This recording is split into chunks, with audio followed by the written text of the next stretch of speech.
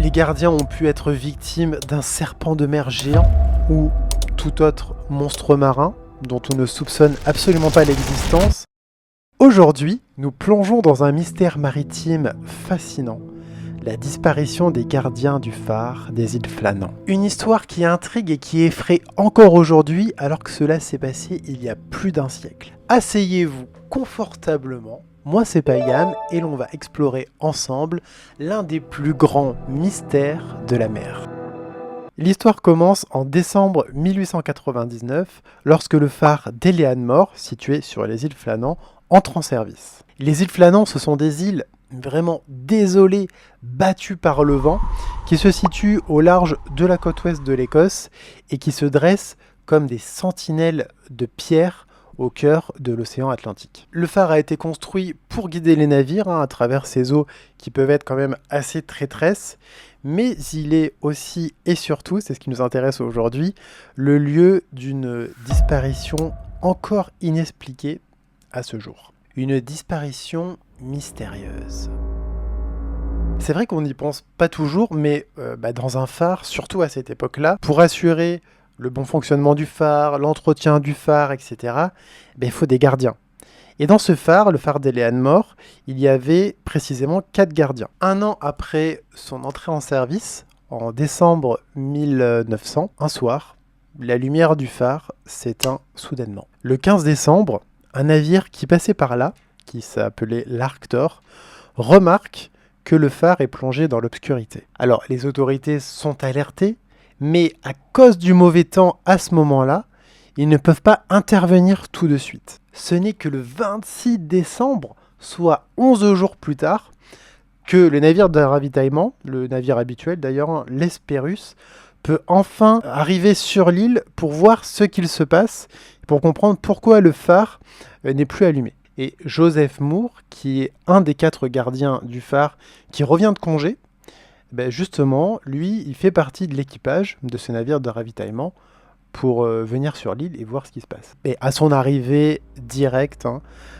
Joseph Moore se rend bien compte que quelque chose ne tourne pas rond. Déjà, personne ne l'accueille sur le quai, et lorsqu'il entre dans le phare, à l'intérieur, tout semble figé dans le temps. Les cendres de la cheminée sont froides, les horloges sont arrêtées. Les 3 autres gardiens, James Ducas, Thomas Marshall et Donald MacArthur, ont disparu tout simplement sans laisser aucune trace. Seuls quelques petits indices par-ci par-là restent, une paire de bottes manquantes, une chaise renversée, un repas à moitié consommé. Mais alors, qu'est-il arrivé à ces 3 hommes ?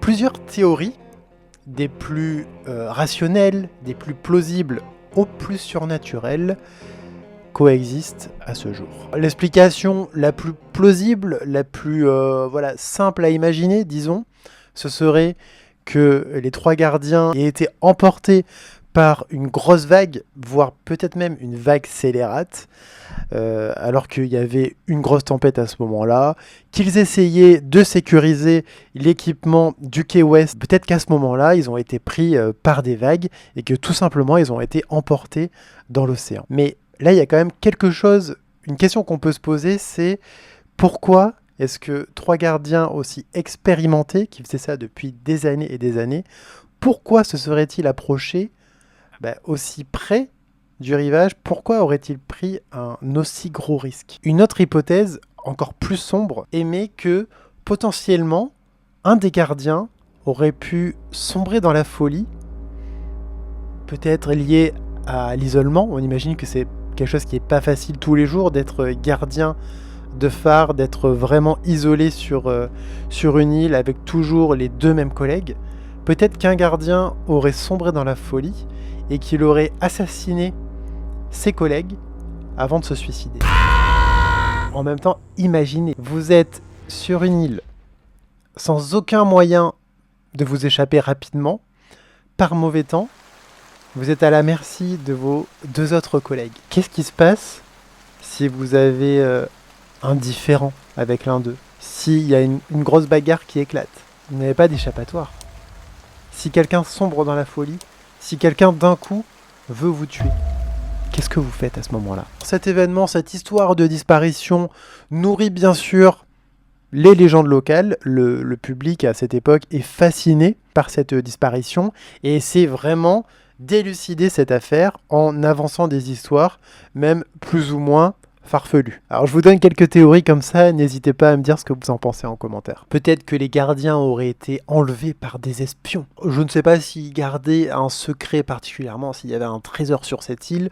Je ne pense pas. Je ne vois pas pourquoi des espions auraient décidé de les enlever, mais pourquoi pas. Les gardiens ont pu être victimes d'un serpent de mer géant ou tout autre monstre marin dont on ne soupçonne absolument pas l'existence, qui les aurait engloutis. Ce n'est pas impossible. Peut-être qu'une créature qu'on ne connaît pas aujourd'hui est venue attaquer ces gardiens. Ou alors peut-être que les gardiens se seraient noyés en tentant de secourir un navire en détresse, pas très loin des côtes de l'île. Un navire, du coup, un fantôme, dont on ne retrouvera jamais les traces par la suite. Il y a plein d'histoires qui ont émergé à la suite de cette disparition, qui évoquent également des forces surnaturelles, des esprits qui existeraient sur cette île et qui agiraient peut-être pour le bien, probablement pour le mal. Peut-être que ces esprits-là ont eu quelque chose à voir avec la disparition des gardiens. Peut-être même que les gardiens, aujourd'hui encore, eux-mêmes se sont mis à hanter l'île, sont encore présents aujourd'hui sous forme de fantômes, d'esprits. Peut-être qu'aujourd'hui, ils se baladent sur l'île avec en eux-mêmes la réponse à cette question qu'on se pose encore aujourd'hui. Pourquoi ont-ils disparu? Que leur est-il arrivé? Une enquête officielle est menée. Robert Mured, l'enquêteur principal, conclut que les gardiens ont été emportés par la mer. J'ai envie de dire, faute de preuves suffisantes, sans éléments qui puissent l'amener à penser autre chose. Quand des gardiens de phare disparaissent sur une île, que dire de plus, à part qu'ils ont été emportés par la mer? Comment? On ne sait pas. Pourquoi? On ne sait pas. Bref, on ne sait pas grand-chose, on ne peut avoir que des suppositions. Alors depuis cet incident, le phare n'est pas resté inhabité.